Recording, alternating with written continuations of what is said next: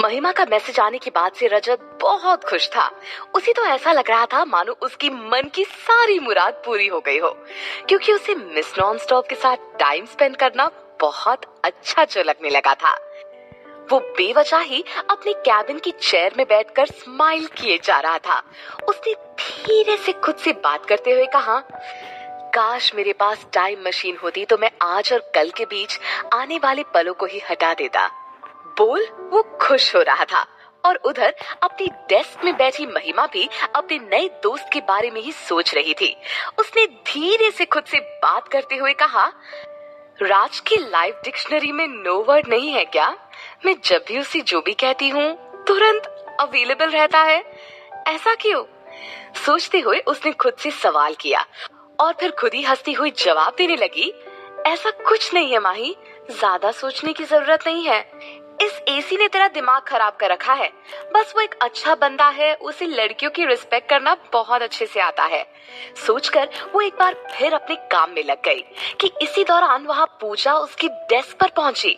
उसे देखकर महिमा अपने चेयर से उठकर खड़ी होने लगी, लेकिन उसने उसे बैठने का इशारा करते हुए कहा, ज्यादा शो ऑफ करने की जरूरत नहीं है। तुम क्या चीज हो मुझे समझ में आ रही हो। उसकी अजीबोगरीब बात सुनकर महिमा को कुछ अजीब लगा। वो कुछ बोल पाती कि इसके पहले ही पूजा ने फाइल उसकी टेबल पर लगभग फेंकते हुए कहा, सुनो, ये कंपनी के अकाउंट की फाइल है, इन्हें अच्छी तरह चेक कर लेना, कोई मिस्टेक नहीं होनी चाहिए। हमारी कंपनी अगले 1 महीने तक सिर्फ दुबई वाले प्रोजेक्ट में काम करेगी। इसके अलावा सारी मीटिंग एंड प्रेजेंटेशन पोस्टपोन कर दिए गए हैं। बोल वो मुंह बनाती हुई वहां से चली गई। उसके जाने के बाद महिमा गहरी सांस लेती हुई खुद से कहने लगी, मैम को क्या हो गया?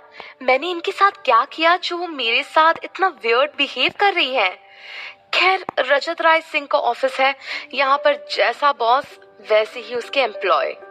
बड़बड़ करती हुई वो पूजा वाली फाइल चेक करने लगी और उधर रजत भी अपने काम में बिजी था कि इसी दौरान उसका मोबाइल बजा। फोन शनाया का था। मोबाइल पर उसका नंबर डिस्प्ले होते देख उसने फोन रिसीव किया और उसके फोन रिसीव करते ही वो बोल पड़ी, हे राज, क्या कर रहे हो? इस पर उसे जवाब मिला, ऑफिस में हूँ। इस पर वो हंसती हुई बोली, यार लाइफ में थोड़ा एंजॉय भी किया करो, बस काम काम। वीकेंड का क्या प्लान है? हम पार्टी करने वाले हैं, क्या तुम हमें ज्वाइन करोगे? उसकी बात सुनकर रजत बोल पड़ा, आई एम सॉरी, मैं नहीं आ पाऊंगा। उसकी बात सुनकर शनाया बोली, क्यों राज, हम बहुत ग्रैंड पार्टी करने वाले हैं। तुम्हें तो पता है मेरी पार्टी कितनी ज्यादा स्पेशल होती है। प्लीज ना, जॉइन अस। अपनी सबसे अच्छी दोस्त को वो कभी किसी चीज के लिए मना नहीं करता था। उसे इस बार मना करने में थोड़ा बुरा लग रहा था, इसीलिए उसने उसे एक्सक्यूज देते हुए कहा, मैं जरूर आता, तुम्हें पता है ना मैं तुम्हारी कभी कोई बात नहीं टालता। Please try to understand. उसकी रिक्वेस्ट सुनकर शनाया बोली, इट्स ओके राज, अगर तुम आते तो मुझे अच्छा लगता, लेकिन कोई बात नहीं। बोल वो चुप हो गई। उसकी बात सुनकर रजत ने मन में सोचा, थैंक गॉड इसने मुझसे ज्यादा जिद नहीं की। बाय बोलकर शनाया ने फोन कट कर दिया। उसके फोन कट करने के बाद रजत गहरी सांस लेते हुए खुद से बोला, लेकिन मुझे क्या हो गया है? मैंने मिस नॉन स्टॉप के लिए अपनी सबसे अच्छी दोस्त शनाया को मना कर दिया। मुझे क्यों उस लड़की के साथ वक्त बिताना, उसकी नॉन स्टॉप बातें सुनना और उसकी कत्थई आंखों में खुद की परछाई देखना अच्छा लगने लगा है। सोचते हुए उसने अपने हाथ में पहनी हुई घड़ी में समय देखा। घड़ी में शाम के 7:30 बज रहे थे। उसने कुछ सोचा और स्माइल करते हुए बोला, यही तो टाइम होता है मिस नॉनस्टॉप का घर निकलने का, मुझे भी चलना चाहिए। सोच वो अपने कैबिन से निकल पड़ा और ऑफिस में उसी जगह में खड़ा हो गया जहाँ से महिमा और उसकी अक्सर मुलाकात हो जाया करती थी। वहाँ खड़े होकर उसने खुद से बात करते हुए कहा, मुझे आने में लेट तो नहीं हो गया? वो निकल तो नहीं गई? सोचते हुए उसने एक बार फिर अपनी घड़ी में समय देखा। फिर कुछ सोचते हुए उसने अपने दोनों हाथ अपने पॉकेट में डाल दिया और सोचने लगा, अभी तो ज्यादा वक्त नहीं हुआ है, यही वक्त होता है महिमा के निकलने का। सोचकर वो बार बार गाड़ी की पार्किंग एरिया में देखने लगा जहां वो अपनी स्कूटी पार्क किया करती थी। वो उसका वेट कर रहा था। इसी दौरान महिमा अपनी स्कूटी लेकर वहां पहुंची और उसे गेट में मौजूद देख बोल पड़ी, राज तुम यहाँ गेट के पास क्या कर रहे हो? पीए की जॉब छोड़कर सिक्योरिटी गार्ड की जॉब तो नहीं पसंद आ गई तुम्हें? बोल वो जोर से हंस पड़ी। उसकी बात सुनकर उसके चेहरे पर भी स्माइल आ गई। उसकी बातें सुनने के लिए, उसे एक झलक देखने के लिए ही तो रजत बेचैन रहने लगा था। और हमेशा की तरह एक बार फिर उसे अपने सामने देख रजत चुप हो गया और कुछ नहीं कह सका। बस वो उसकी आंखों में आंखें डालकर स्माइल करता रहा। उसे ऐसा करते देख महिमा हैरान होती हुई बोली, राज तुम कितने शाय नेचर के हो। हमारी कितनी बार मुलाकात हुई है इस ऑफिस में आने के बाद से। लगभग हम दोनों डेली मिलते हैं, लेकिन अब तक तुमने बात ही नहीं की। बोल वो सवालिया नजरों से उसकी ओर देखने लगे। उसकी बात सुनकर रजत टॉपिक चेंज करते हुए बोला, महिमा कल हमें कितने बजे निकलना है? उसकी बात सुनकर महिमा बोली, राज मेरे सारे दोस्त मुझे माँ ही बुलाते हैं, आज से तुम भी मुझे माँ ही बोलोगे, ओके? महिमा ने सीरियस होते हुए उससे कहा। इस पर रजत ने भी डिसिप्लिन स्टूडेंट की तरह हाँ में सर हिला दिया। उसे ऐसा करते देख महिमा स्माइल करती हुई बोली, कल सुबह 6 बजे हमें निकलना है। हम कहाँ मिलेंगे मैं तुम्हें लोकेशन भेज दूंगी, ओके? रजत ने एक बार फिर हाँ में सर हिला दिया। बाय बोलकर महिमा वहां से निकल पड़ी। उसकी जाने के बाद रजत गहरी सांस लेते हुए खुद से बोलने लगा, मुझे इसके सामने आते ही क्या हो जाता है? क्यों मेरी जुबान पर कोई शब्द ही नहीं आते? क्यों मेरी धड़कनें पहले से भी ज्यादा तेज हो जाती हैं? और क्यों मेरी आंखें सिर्फ महिमा को देखना चाहती हैं? और उधर महिमा अपने घर पहुंच चुकी थी। घर पहुंचकर उसने डोरबेल बजाई। दरवाजा मंजू ने खोला। वो ड्राइंग रूम में जाकर बैठ गई। दादी भी उसके पास पहुंची। उसके पास पहुंचकर दादी बोली, तू खुश है? स्टोरी तो तेरा चेहरा बता रहा है, बाकी आगे की तू बता दे। उसकी बात सुनकर वो दादी के पास बैठ गई और उसके गले लगती हुई बोली, मेरी प्यारी बेबी डॉल। कहते हुए उसने दादी के गालों पर किस किया। इसी दौरान मंजू भी पानी का ग्लास लेकर रसोई से बाहर आई और उसे पानी का ग्लास देते हुए बोली, क्या बात है, आज हमारे घर का तूफान बहुत खुश है। कहते हुए मंजू हैरानी भरी नजर से पास बैठी दादी की ओर देखने लगी। दादी बोली, चल बता क्या बात है, ज्यादा सस्पेंस क्रिएट मत कर। इस पर महिमा थोड़ा और रिलैक्स होकर सोफे पर बैठ गई और उसने जवाब दिया, हम वीकेंड में खंडाला जा रहे हैं। उसकी बात सुनकर मंजू परेशान होती हुई बोली, लेकिन इतनी ठंड में तुम लोगों ने वहां जाने का प्लान कैसे कर लिया? इस पर महिमा दादी के कंधे पर हाथ रखती हुई बोली, बेबी डॉल समझाओ ना माँ को। दादी कुछ बोल पाती उसके पहले ही मंजू बोल पड़ी, मैंने तुझे जाने के लिए मना थोड़ी ही किया है, बस पूछ रही हूँ, मन हो तो बता दे। इस पर महिमा मुस्कुराती हुई बोली, माँ विशाल और एसी सीएम की न्यूज कवर करने जा रहे हैं, तो बस मैं और राज भी उनके साथ जाएंगे। उनका काम का काम भी हो जाएगा और हमारा घूमना भी हो जाएगा। उसकी बात सुनकर मंजू हैरान होती हुई बोली, राज कौन है? मैंने पहली बार तेरे मुंह से नाम सुना। कहते हुए वो हैरानी भरी नजर से महिमा की ओर देखने लगी। इस पर उसका जवाब आया, माँ राज हमारा नया दोस्त है, आपको पता है, उसकी वजह से ही मेरी सैलरी में इंक्रीमेंट हुआ है। उसे बिजनेस का काफी अच्छा नॉलेज है और हम एक ही ऑफिस में काम करते हैं। उसकी बात सुन वहां मौजूद दादी बोली, और दिखने में कैसा दिखता है राज? कहते हुए वो महिमा का फेस एक्सप्रेशन गौर करने लगी।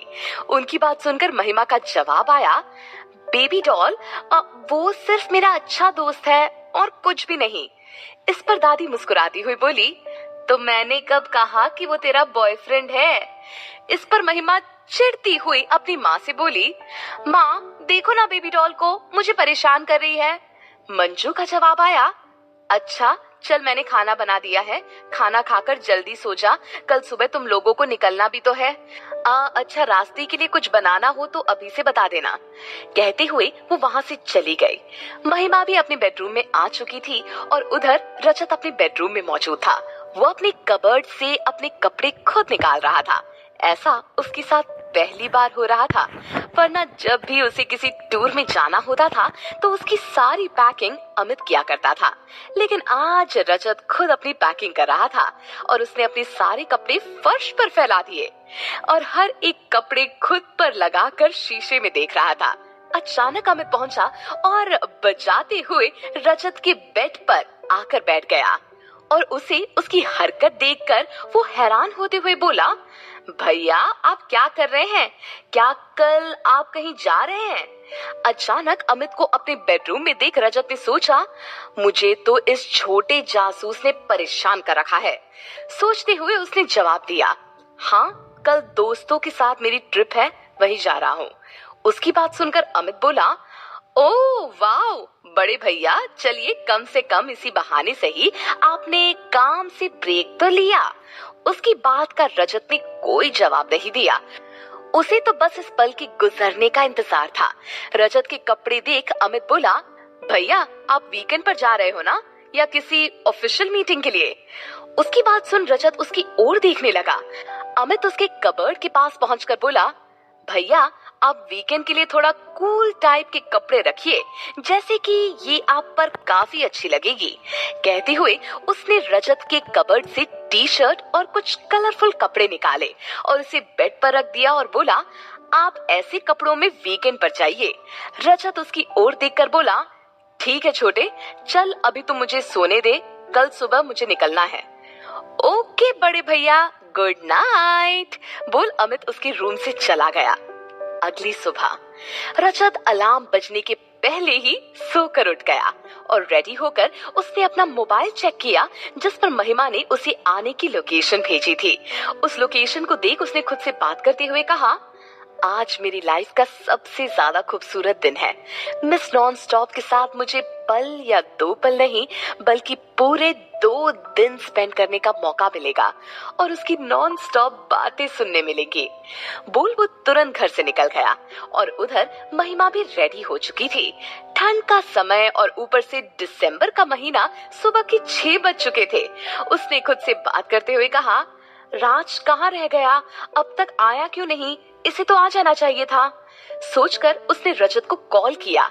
उसका कॉल रिसीव कर रजत बगैर उसकी आवाज सुने ही बोल पड़ा, बस माही मैं तुम्हारी लोकेशन में पहुंच ही रहा हूँ। बोल उसने फोन कट कर दिया। उसके फोन कट करने के बाद महिमा खुद से बात करती हुई बोली, मुझे क्या हो गया है? मैंने एसी और विशाल से तो पूछा ही नहीं कि ये लोग कब आ रहे हैं और मैंने डायरेक्टली राज को कॉल लगा दिया। सोचते हुए उसने जैसे ही अपना मोबाइल उठाया, उसे गाड़ी का हॉर्न सुनाई पड़ा। उसके साथ ड्राइंग रूम में मंजू और दादी भी मौजूद थे। महिमा ने उनकी ओर देखकर कहा, ब्यूटीफुल लेडीज, आप दोनों अपना ध्यान रखिएगा और मैं अपना हैप्पी वीकेंड। बोल वो भागकर घर से बाहर निकले। सामने विशाल और अदिति विशाल की कार में मौजूद थे। महिमा को बाहर तक छोड़ने दादी और मंजू जी आए हुए थे। दादी ने मंजू के करीब आकर कहा, मुझे राज दिखाई नहीं दे रहा। माही ने तो बताया था राज नाम का लड़का भी जाने वाला है। मंजू बोली, पता नहीं माँ, आता होगा या शायद ये लोग रास्ते से उसे पिक करेंगे। कि इसी दौरान वहाँ एक कैब आकर रुकी और रजत कैब से उतरा। उसे देखकर महिमा खुश होती हुई बोली, हाय राज, अच्छा हुआ तुम आ गए। आओ मैं तुम्हें अपनी माँ और बेबी डॉल से मिलाती हूँ। बेबी डॉल यानी मेरी दादी। बोल उसने सामने मौजूद मंजू और दादी से राज का इंट्रोडक्शन करवाया। रजत ने उन दोनों के पैर छुए। विशाल और अदिति भी गाड़ी से बाहर उतर चुके थे। जब रजत मंजू और दादी के पैर छू रहा था, अदिति महिमा के करीब जाकर बोली, मैं बिल्कुल श्योर हूँ कि इसका तुझ पर क्रश है। उसकी बात सुनकर महिमा उसे धीरे से डांटती हुई बोली, चुप कर एसी, तेरी वजह से मेरा भी दिमाग खराब होता जा रहा है। बोल वो चुप हो गई। मंजू ने रजत की ओर गौर से देखा। वो भी स्माइल करते हुए उनकी ओर ही देख रहा था। इसी दौरान विशाल बोल पड़ा, गाइस चलो हमें जल्दी निकलना चाहिए वरना ट्रैफिक मिल जाएगा। बोल वो bye aunty, bye baby doll गाड़ी की ड्राइविंग सीट पर आकर बैठ गया। सभी को बाय बोलकर अदिति भी विशाल के पास वाली सीट पर बैठ गई। महिमा भी गाड़ी की पिछली सीट पर बैठ गई। जल्दबाजी में महिमा अपना लगेज कार के बाहर ही भूल गई। रजत ने उसका लगेज उठाया और उसे कार की पिछली सीट पर रख दिया और दादी और मंजू की ओर देखकर स्माइल करते हुए महिमा के पास वाली सीट में बैठ गया। विशाल ने गाड़ी स्टार्ट की और वो लोग वहां से निकल पड़े, ऐसे सफर के लिए जिसका रजत को बेचैनी से इंतजार था। उनके निकलने के बाद दादी मंजू की ओर देखकर बोली, मंजू तुझे राज कैसा लगा? मंजू ने बेपरवाही से जवाब दिया, अच्छा है। क्यों? दादी ने स्माइल कर दिया लेकिन कुछ कहा नहीं और उधर रजत अपनी मिस नॉनस्टॉप का साथ पाकर काफी खुश था और चुपके से वो गाड़ी की विंडो से बाहर देख रही महिमा को जी भर कर देख रहा था। उसके दूध जैसे उजले चेहरे पर उसके कर्ली हेयर्स बार बार हवा के झोंकों से उड़कर आ रहे थे और बेपरवाह महिमा विंडो से बाहर स्माइल करती हुई देख रही थी और रजत उसे। राय सिंह हाउस में अमित जॉगिंग से वापस लौट ही रहा था कि इसी दौरान उसे अपने घर के गेट के पास शनाया मिल गई। शनाया रजत को लेने उसके घर ही आ रही थी। अमित को देख उसने तुरंत अपनी गाड़ी रोकी। उसे अपने सामने देख अमित हैरान होते हुए बोला, शनाया तुम यहाँ? तुम भाई के साथ नहीं गई? इस पर शनाया शॉक्ड होती हुई बोली, वीकेंड पर? लो, हमारा तो ऐसा कोई प्लान नहीं था।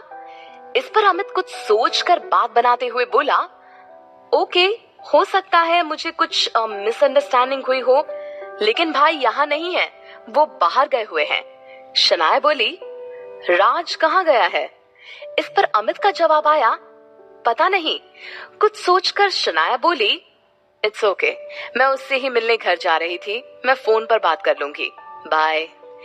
बोलकर वो वापस अपनी गाड़ी में आकर बैठ गई और उसने मन में सोचा, रजत वीकेंड पर कहाँ चला गया?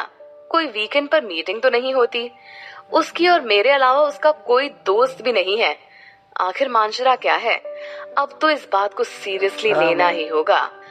आगे कहानी कौन सा